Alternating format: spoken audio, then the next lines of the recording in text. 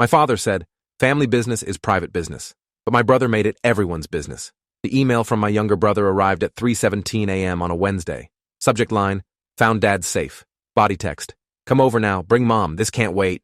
I stared at my phone screen in the darkness of my bedroom, my heart already pounding. Nathan was 22, methodical, never one for drama. If he said it couldn't wait, something was seriously wrong.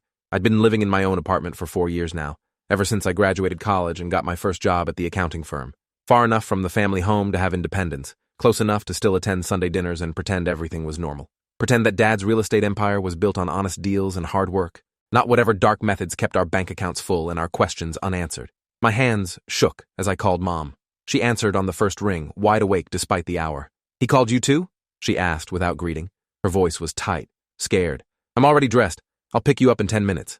The line went dead, leaving me staring at my phone in the sudden silence of my apartment. Mom's car pulled up exactly 10 minutes later. She looked pale in the streetlight, her usually perfect hair hastily pulled back, no makeup. In 28 years, I'd never seen her leave the house without her face on. Whatever Nathan had found, she already suspected it was bad enough to shatter the carefully maintained facade of our family respectability. The drive to the family home took 12 minutes through empty streets. Mom gripped the steering wheel with white knuckles, not speaking, just playing the same classical music she always chose when she was trying to stay calm. I watched familiar landmarks blur past and wondered if this would be the last time everything looked normal. Nathan met us at the front door before we could knock. His face was grim, older somehow than it had been at dinner 3 days ago. He'd grown tall over the past year, but standing there in the doorway with his shoulders hunched, he looked like the kid who used to wake me up during thunderstorms, needing someone braver to chase away the monsters. "Dad's been gone for 2 hours, he said without preamble. "Emergency business trip to Portland. Left right after I called him about the safe. Didn't even pack a bag." He stepped aside to let us in, and I saw his laptop open on the kitchen counter, surrounded by stacks of papers and file folders. The house felt different without Dad's presence, quieter but somehow more dangerous. I'd never seen inside Dad's safe before. It lived behind a fake electrical panel in his home office, a room we'd been forbidden to enter without permission our entire lives. Nathan explained he'd been looking for the deed to his college savings account when he'd accidentally triggered the hidden mechanism. The safe door had swung open, revealing years of carefully hidden documents. The first folder contained property records dating back 15 years. Not the legitimate real estate deals Dad advertised, but a systematic pattern of foreclosure purchases, families facing bankruptcy, elderly widows losing their homes, young couples drowning in medical debt.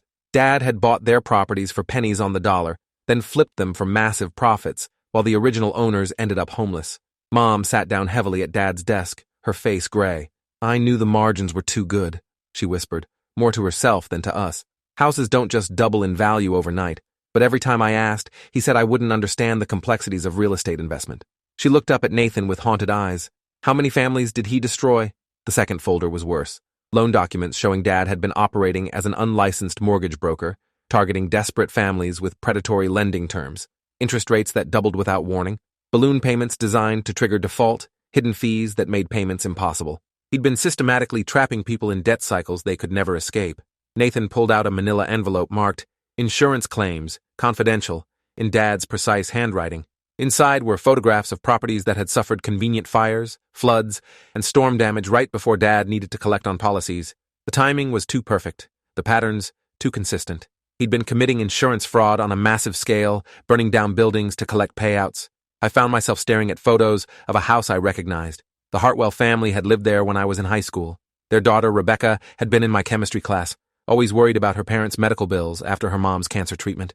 The house had burned down the same week they'd missed their mortgage payment to Dad's company. I'd never connected the dots before. The most damning evidence was in the final folder, correspondence between Dad and various city officials, building inspectors, and zoning board members.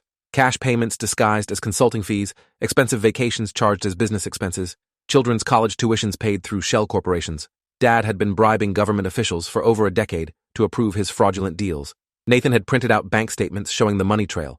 Hundreds of thousands of dollars flowing from Dad's business accounts to personal accounts belonging to Mayor Thompson, City Councilman Davis, and Building Inspector Williams. Every major real estate decision in our city over the past 10 years had been bought and paid for by our father.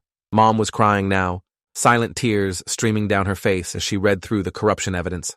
"I thought he was just ambitious," she said. "I thought he was building something legitimate for you kids. I never imagined he was destroying other families to enrich ours." Her voice broke on the last word, and I realized she was mourning the man she thought she'd married.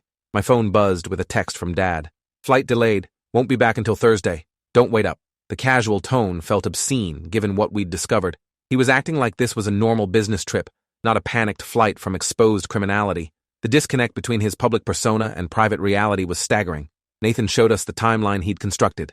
Dad's criminal enterprise had started small 15 years ago, just after I graduated high school. A few questionable foreclosure purchases, some convenient insurance claims, but success had made him bolder. The bribes had grown larger, the fraud more systematic, the human cost more devastating. He'd built our comfortable lifestyle on other people's misery. I recognized names in the victim files, families from our neighborhood, kids I'd gone to school with, elderly couples from our church. Dad had been systematically targeting our own community, people who trusted him because of his reputation and local connections. He'd weaponized their faith and family values against them. The scope was overwhelming. Over 300 families had lost their homes to Dad's predatory practices. Estimated total damages exceeded $40 million. City contracts worth $60 million had been awarded through his bribery network. Our father wasn't just a white-collar criminal. He was running a massive organized crime operation disguised as legitimate business. Nathan had been methodical in documenting everything. Photos of each document, digital copies stored in multiple locations, a detailed summary of the evidence organized by crime type and date. He'd spent hours building an airtight case, knowing that once we opened this door, there would be no going back to ignorance. But there was more Nathan hadn't shown us yet. He pulled out a separate box from the safe's deeper compartment. Inside were medical records, psychiatric evaluations, and legal documents I didn't recognize at first. Then I saw the names. 3 families who had tried to expose Dad's predatory lending practices over the years. The Kowalski family had attempted suicide after losing their home to Dad's fraudulent foreclosure. The psychiatric evaluation detailed how the financial stress and homelessness had driven the father to a complete breakdown. Dad had paid for their hospitalization, not out of guilt, but to keep them quiet.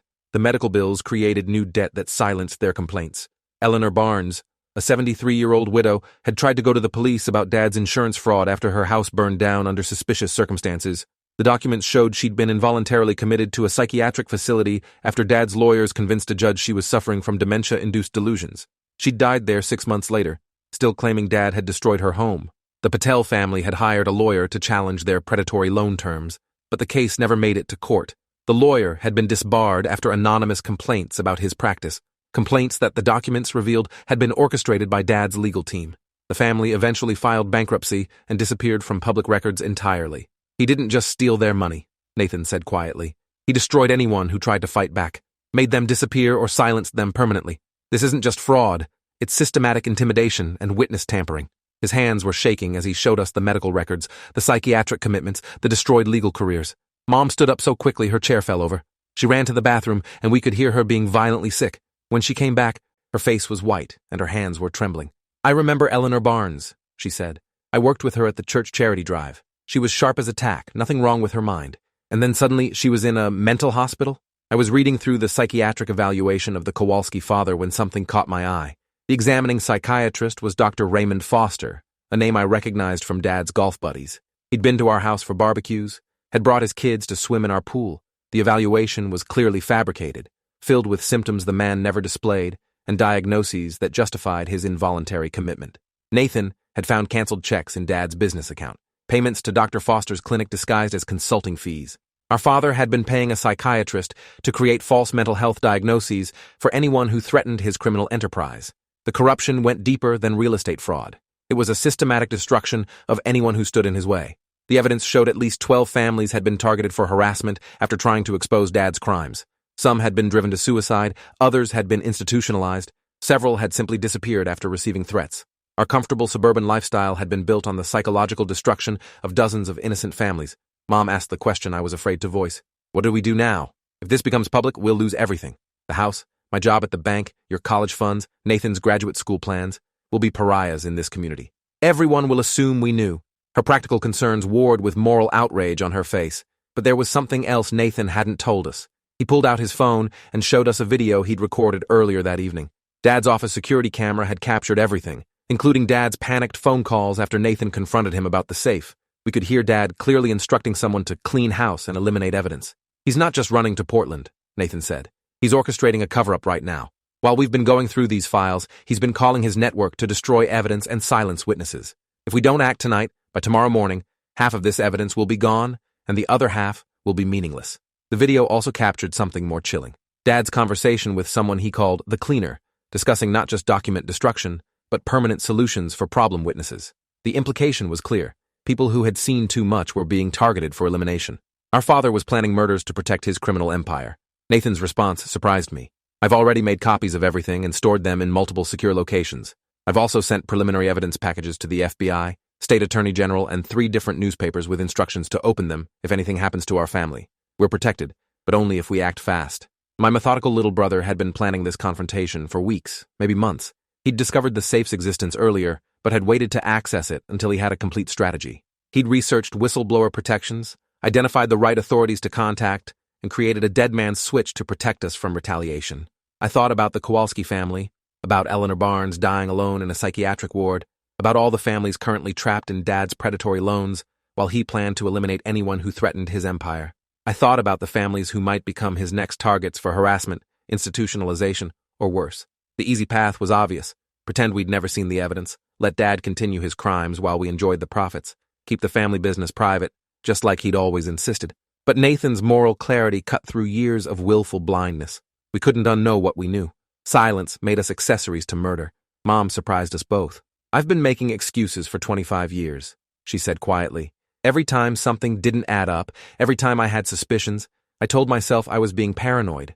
I chose comfortable lies over uncomfortable truth. She looked at the evidence spread across Dad's desk. How many deaths could we have prevented if I'd been braver sooner? We spent the rest of the night organizing the evidence, making additional copies, preparing for the storm we were about to unleash. Nathan had already identified the best contacts at each agency, the prosecutors most likely to take the case seriously. He'd researched media outlets for maximum public exposure.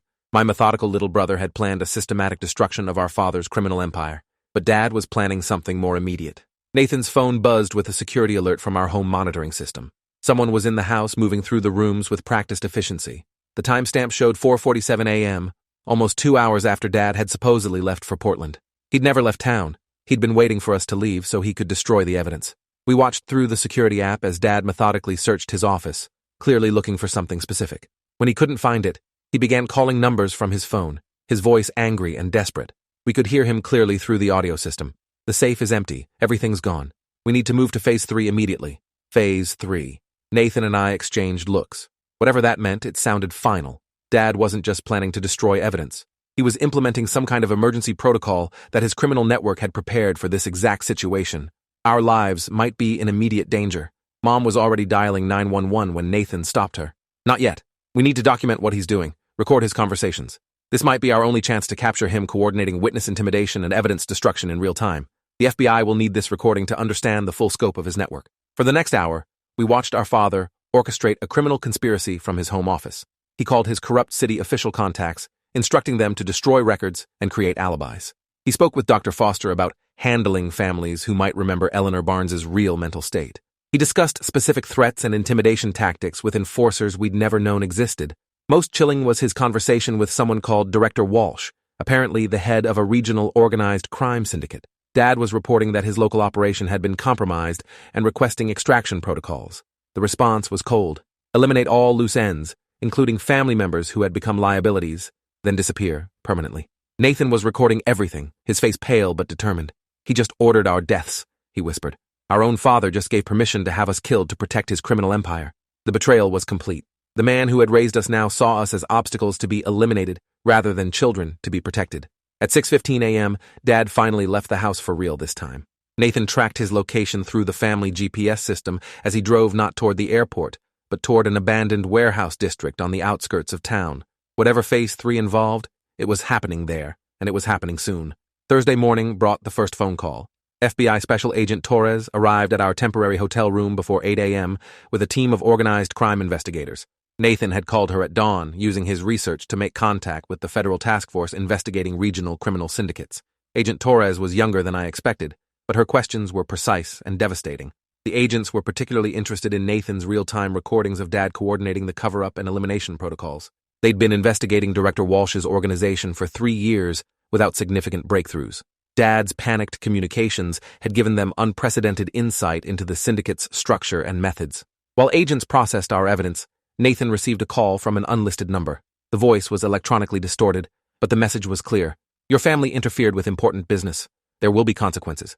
Withdraw your statements and disappear, or join the other problem families who couldn't stay quiet. The call ended with an address and a time, the warehouse district, noon today. Agent Torres's expression hardened as she listened to the recording. He's calling you to a kill site. That warehouse has been used for eliminations before, but we've never had enough evidence to act. If you're willing to wear a wire and go in with backup, we can end this entire network today. Her proposal was terrifying, but logical. Nathan volunteered immediately, his jaw set with determination. They already want us dead. At least this way, we can make sure no other families suffer what we've discovered. Mom tried to object, but Agent Torres explained that witness protection would only last until the syndicate found us. The only real safety was in dismantling the entire organization. The warehouse operation went live at 11 a.m. Nathan wore a wire while FBI tactical teams positioned around the building. I watched from a surveillance van as my little brother walked into what was essentially a trap, trusting that federal agents could keep him alive long enough to record confessions from multiple organized crime figures. Dad was there, but he wasn't in charge. Director Walsh turned out to be a woman in her 50s, cold and professional, as she explained how the syndicate dealt with security breaches. The plan was simple: eliminate the entire family, stage it as a murder-suicide, then systematically destroy anyone else who might have seen evidence of Dad's operation.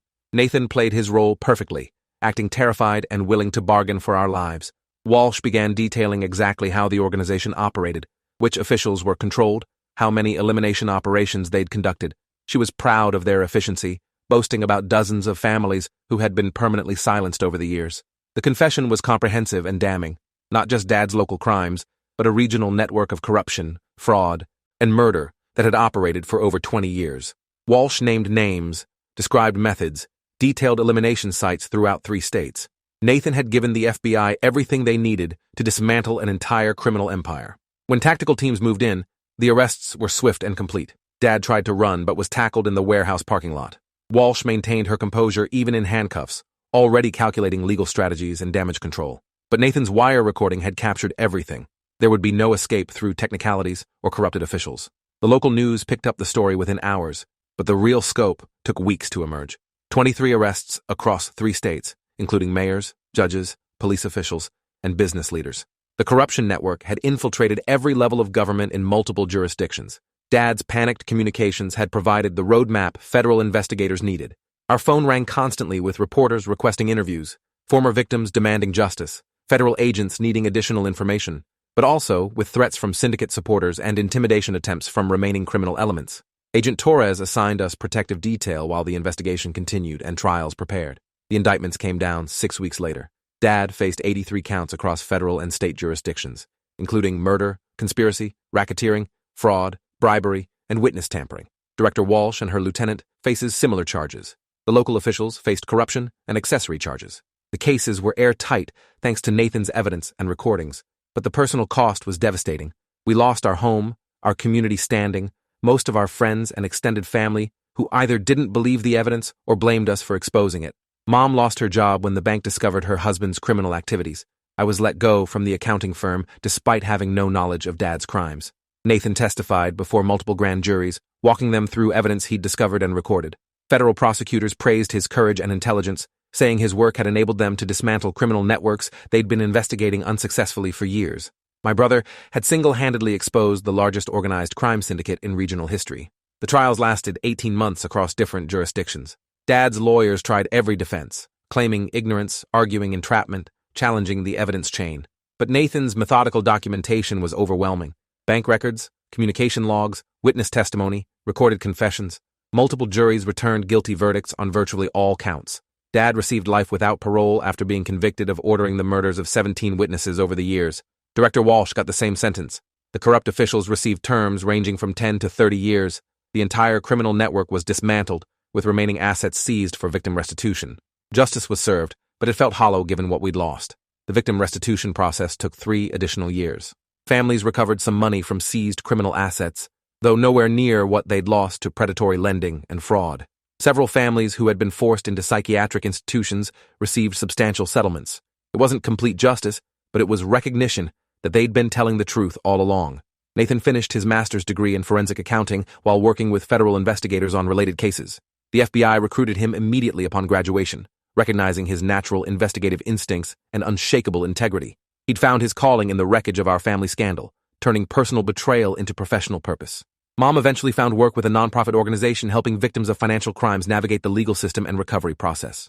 She spoke openly about Dad's activities and our family's choice to expose them, becoming an advocate for victims' rights and white-collar crime awareness. Her willingness to face public shame transformed it into community service and personal redemption. I established a consulting firm specializing in forensic accounting for law enforcement agencies. The skills were transferable, but more importantly, I understood what it felt like to discover systematic criminal activity hidden behind family respectability. I could help investigators recognize patterns and build cases that would withstand the legal challenges wealthy criminals could afford. The community slowly healed from the corruption Dad's network had embedded in its foundations. New city officials implemented transparency measures and ethics oversight. The real estate market stabilized as honest businesses replaced criminal enterprises. Families began trusting local government again. Change was slow, but it was built on the foundation Nathan's courage had made possible. 5 years later, I received an email from Rebecca Hartwell. She'd seen a news article about our consulting work and wanted to thank our family for finally giving her parents justice. Her childhood home had been rebuilt with insurance money recovered through the criminal proceedings. She was graduating from medical school, planning to work with cancer patients like her mother had been. Sometimes I wondered what would have happened if Nathan had never found that safe, if Dad's secrets had stayed buried for another decade. How many more families would have been destroyed? How many more witnesses would have been eliminated? How much deeper would the criminal network have penetrated government and business? The thought made me grateful for my brother's accidental discovery and intentional courage. Nathan never expressed regret about destroying our family's financial security to expose Dad's crimes. When federal prosecutors asked if he'd make the same choice again, knowing the cost, his answer never wavered. Every time. Some things matter more than money or comfort. Justice is one of them. Truth is another. I'd rather be poor and honest than rich and complicit in murder. Our father taught us that family business should stay private, that loyalty meant silence, that protecting the family name mattered more than protecting innocent victims. Nathan proved him wrong. Sometimes the most loving thing you can do for your family is refuse to enable their worst impulses. Sometimes making family business public is the only way to stop people from dying. The criminal empire Dad built in our family name collapsed completely, but something better rose from its ashes. A family rebuilt on truth instead of lies. Success measured in lives saved rather than profits earned. Relationships based on integrity rather than complicity. Nathan had given us something more valuable than money. The ability to sleep peacefully, knowing we'd chosen right over easy, justice over comfort, truth over family loyalty. Thanks for watching till the end. Make sure to subscribe and like to not miss the next story.